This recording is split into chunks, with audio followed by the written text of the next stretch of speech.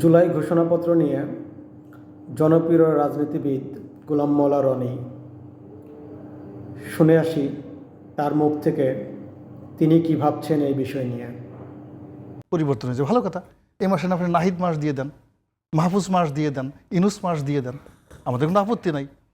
ইনুস মাস 36 তারিখে, মানে এখন থেকে বললেন জুলাই মাস বাদ, জুলাই এবং আগস্ট এই দুটো মাস মিলিয়ে আমাদের হবে ইনুস মাস।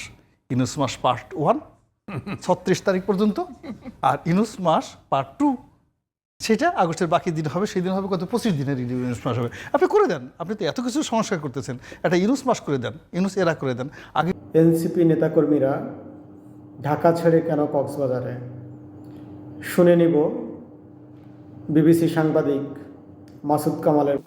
এদের উপর ভরসা করছিলাম। এখন এরা দেখি বিতর্ক ছাড়া থাকতেই পারে না, এরা বিতর্ককে ইনভাইট করে, আসো আসো আমাকে ঘিরে ধরো।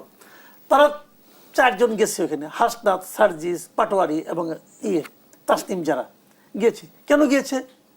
পাটোয়ারি বলতেছে আমরা পদযাত্রা করতে করতে টায়ার্ড হয়ে গেছিলাম, ভাবলাম একটু ঘুরে আসি।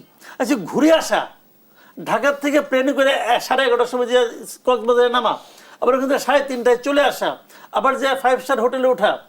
কক্সবাজারের সবচেয়ে এক্সপেন্সিভ হোটেল হলো ওইটা, প্রতি রাতে ভাড়া হলো 18,000 টাকা। তো তারা কি এত বড় লোক একজন?